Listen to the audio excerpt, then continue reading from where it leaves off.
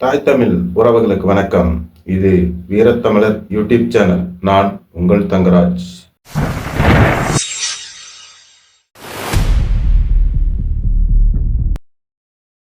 இன்னைக்கு எதை பத்தி பேச போறோம்னா,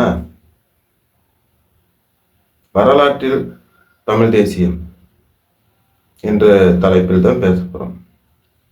வரலாற்றில் தமிழ் தேசியம் என்றால் என்ன என்றால், சில காலத்துக்கு முன்பு 500 வருடங்களுக்கு முன்பு இந்த மண்ணை நம் ராஜராஜ சோழர்கள் ஆட்சி முடியும் பிறகு, அதற்கு பிறகு 500 காலகட்டத்துக்கு முன்பு இந்த மண்ணை விஜயநகர பேரரசு என்ற ஒரு அரசு, கன்னட அரசு இங்கு வந்து நம்மை அழித்து, படையெடுத்து கொஞ்சம் கொஞ்சமாக அழித்து நம்மை ஆட்சியை கைப்பற்றி நம் மக்களை அடிமைப்படுத்தினார்கள். அடிமைப்படுத்தி அவர்கள் ஆண்டு வந்தார்கள். அதற்கு பிறகு ஆண்டு வரும் காலகட்டத்திலே அவர்கள் தமிழ் மொழிக்கு மாற்று தெலுங்கு இருக்க வேண்டும் அல்லது வேற மொழிகள் இருக்க வேண்டும். விஜயநகர பேரரசு இருக்கும்போது தெலுங்கு கன்னடம் என்ற இரு மொழியை அவர்கள் முன்வைத்தார்கள். அதற்கும் நம் மக்கள் ஏற்றுக்கொள்ளவில்லை. அப்படி இருக்கையில் அந்த ஆட்சியின் நீட்சி அது நடந்து கொண்டே இருந்தது. அதில் தமிழ் பிராமணர் என்பது வடமொழி சொல், வடவர்கள். அதில் பார்ப்பனர், பண்டாரர்கள் என்பதெல்லாம் தமிழர்கள். இவர்கள்தான் கோயிலில் பூஜாரிகளாகவும் நம் குலதெய்வங்களிலும் வழிபாட்டை எடுத்து நடத்தி கொடுப்பவர்களாகவும், பூசாரிகளாகவும், குறி சொல்பவர்களாகவும், விண்ணாய்வு செய்தவர்களாகவும், அதாவது ஜாதகம், சோதிடம், கணிதம் இவைகளெல்லாம் அவர்கள் கண்டறிந்து அதை நம் மக்களுக்கு எடுத்து சொல்லியிருக்கிறார்கள். இது ஒரு அறிவியல் தொடர்பாக மக்களுக்கு புரிதலை ஏற்படுத்தி கொண்டு இருந்தார்கள். இதையெல்லாம் பார்த்த அந்த வடுகர்கள் இதை அழிக்க வேண்டும், இதெல்லாம் இவரிடம் இருந்தால் நம்முடைய அறிவுரை இவர்கள் ஏற்காது, இவர்களை அடக்கியும் ஆள முடியாது என்றெல்லாம் குடிமக்களின் எண்ண ஓட்டத்தை நினைத்த வடவர்கள் அவர்கள் தமிழில் பேசக்கூடாது என்று அந்த சபையிலே, அவர்கள் கொலுமண்டபத்தில் அமைக்கப்பட்ட அந்த மந்திரி சபை என்று சொல்லக்கூடிய அந்த சபையில் சட்டம் போட்டார்கள். இந்த மந்திரி சபையில் யாரும் தமிழில் பேசக்கூடாது என்றெல்லாம் சட்டம் போட்டு ஆட்சி ஆண்டு கொண்டிருந்தார்கள்.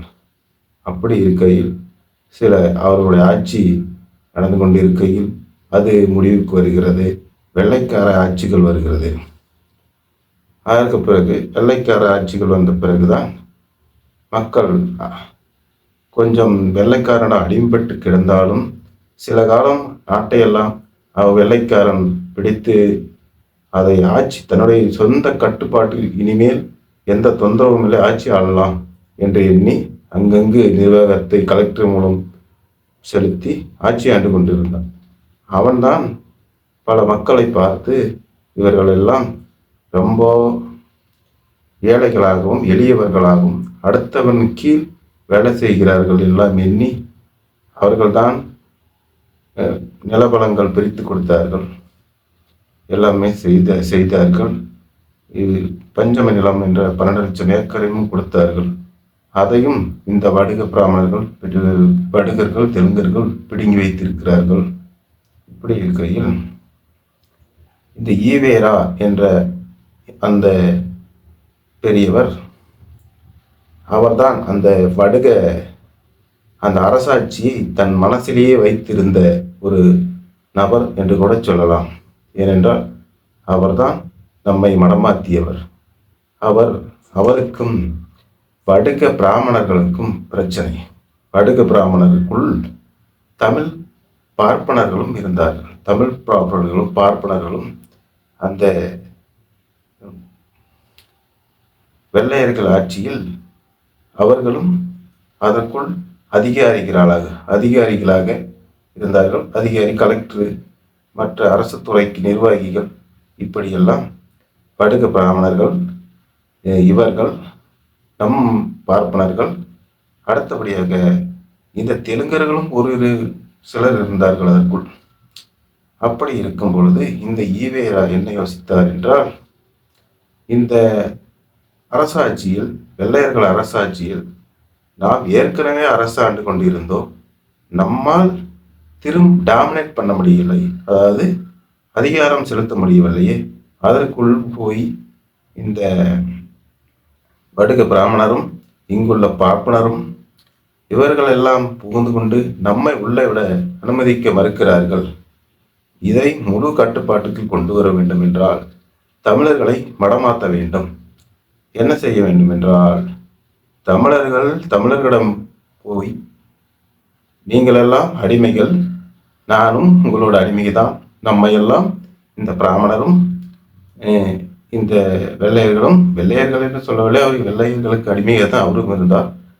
இந்த பிராமணர்கள் நம்மை அடிமைப்படுத்துகிறார்கள், ஆகையால் இவர்களை நாம் எதிர்க்க வேண்டும் என்று தமிழ் பார்ப்பனரை மட்டும் அவர் எடுத்துக்கொண்டார். வடுக பிராமணர்களை எடுக்கவில்லை. ஏனென்றால் வடுக பிராமணர்கள் அவர்களுடைய மூதாதையர்கள் என்று கூட சொல்லலாம், அவர்களுக்கு குருக்கள் என்று கூட சொல்லலாம். அப்படி இருக்கையில் இந்த பார்ப்பனர்களை மட்டும் எடுத்து நம்மிடம் எதிரியாக கட்டமைத்தார்கள். பார்ப்பனர்கள் இருக்கும் இடத்தை நீ போகாதீர்கள், அவரிடம் கல்வி கேட்காதீர்கள், அவர் சொல்வதை கேட்காதீர்கள், அவர் கோயிலுக்கு இருந்தால் அந்த கோயிலுக்குள் போகாதீர்கள், இருப்பதெல்லாம் பார்ப்பனர்களெல்லாம் துரத்தி விட்டு வடுக பிராமணர் தான் இருக்கிறார்கள் கோயிலுக்குள். அப்படி இருக்கையில்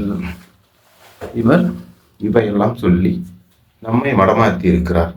மடமாற்றி விட்டு அன்றிலிருந்து இன்று வரை நம்மளுடைய தமிழர்களுடைய அரசாட்சி மலராமல் அதிலிருந்து மொழிப்போர் ஒன்று வந்தது.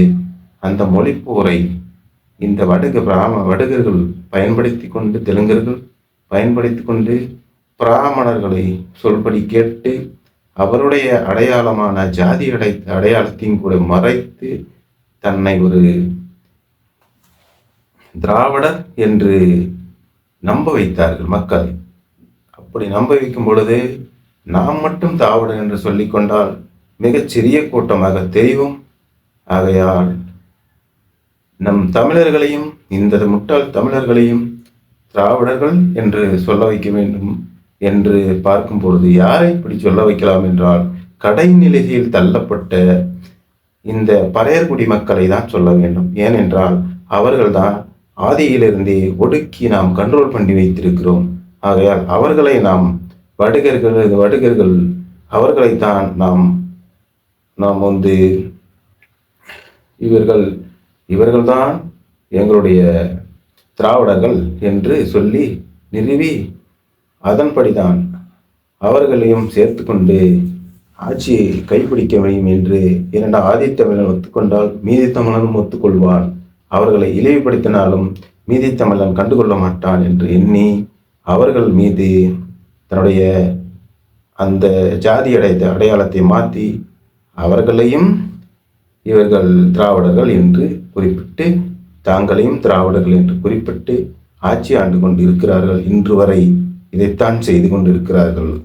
அப்படி இருக்கையில் தமிழ் தேசியம் அன்றிலிருந்தும் சில அறிஞர்களால் பேசப்பட்டது. இன்னும் 10 வருடங்களுக்கு முன்னும் பேசினார்கள். இப்படி பேசிக்கொண்டிருக்கையில் இறுதியாக நமக்கு ஒரு வாய்ப்பு என்னவென்றால், அண்ணன் சீமான் அவர்களை மட்டும் நாம் கைவிட்டு விட்டோம் என்றால் இந்த தமிழ் தேசியம் என்ற ஒரு கருத்தை, ஒரு அரசை நிறுவி நாம் பார்க்க முடிவது எளிதாகாது. ஆகையால் தமிழ் மக்கள் இந்த தமிழ் தேசிய கருத்தை ஏற்றுக்கொண்டு ஜாதியாக நீங்கள் இருந்தாலும் தமிழர் என்ற ஒற்றுமைக்குள் வந்து இந்த தமிழ் தேசியத்தை நிறுவ வேண்டும். தமிழ் தேசியத்தை நிறுவினால்தான் நமக்கான இந்த ஒற்றுமை இருக்கும். இவர்களெல்லாம் பிரித்து வைப்பார்கள்.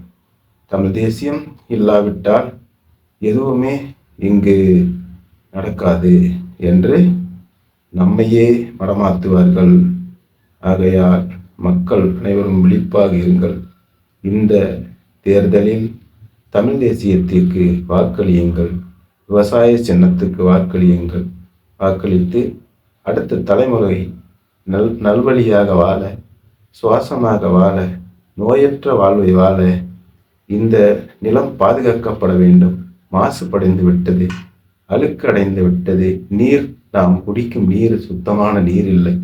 எல்லாம் சாயப்பட்ட கழிவுகள், மற்ற பிற அசிங்கங்கள் அதற்குள் வந்து சேர்கிறது. அதைத்தான் நாம் குடிக்கிறோம். ஆகையால் நீங்கள் அனைவரும் தமிழ் தேசியத்துக்கு வாக்களித்து தமிழ் தேசியம் மலர நீங்கள் உறுதுணையாக நிற்க வேண்டும். உலகத் தமிழர்கள் இதற்கு ஆதரவு கொடுக்க வேண்டும். நாம் இந்த 21ஆம் தேதி மாற்றத்துக்கான மக்களின் மாநாட்டில் சந்திப்போம். நன்றி. அனைவரும் வருக. தமிழ் தாய் வாழ்க. தலைவர் பிரபாகரன் வாழ்க. பறக்கட்டும் பறக்கட்டும் புலிக்கொடி, இனியேனும் சிறக்கட்டும் தமிழ் கொடி.